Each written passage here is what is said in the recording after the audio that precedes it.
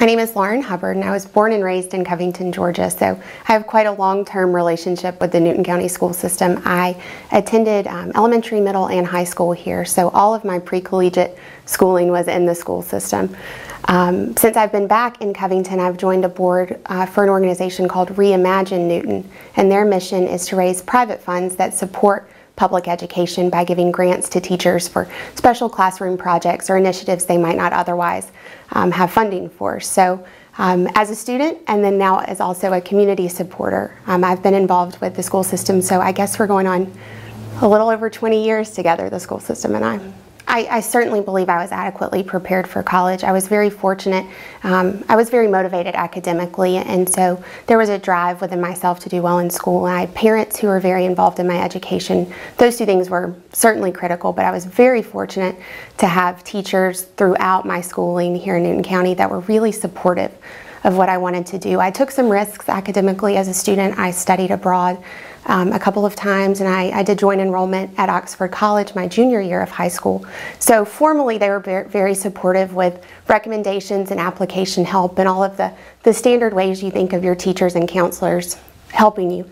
But they were really informally supportive too, with encouraging words and just never deterring me from going after those special opportunities that I was interested in as well. So when I got to college, I felt like from critical thinking to writing to speaking in public, that my experiences, particularly in high school here, had really set me up for success. I attended Wake Forest University in North Carolina and ended up staying there about a year and a half after graduation working for the school. My community in North Carolina, I lived in a town called Winston-Salem. It's quite a bit larger than Covington, but there's still a really strong sense of community. So I was very happy there. I loved my job. I loved the town and had become really established and pretty invested there. What brought me back to Covington was a unique job opportunity at Bridgestone Golf. I'd been very interested in international business throughout my studies in college. I was a golfer here at Eastside High School when I was in the school system.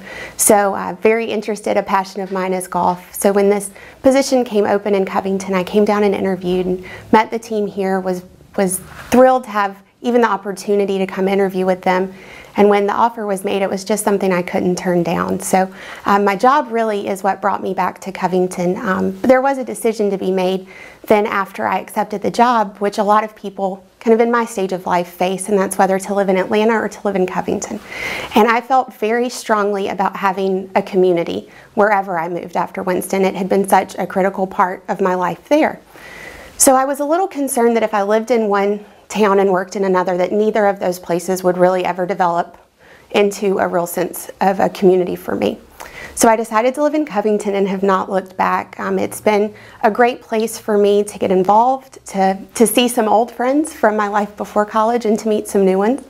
I can do things like volunteer around town at causes I'm very passionate about, which is wonderful. And of course my job is here, so not spending 10 or 12 hours a week in the car is a big plus. But Atlanta's right there. I am young. I have many friends in the city. It's easy. It's accessible. I'm a member of the High Museum, so there's enough to do. You can always get there when you need it, but I really enjoyed the community that Covington offers, and it was very important to me to find that.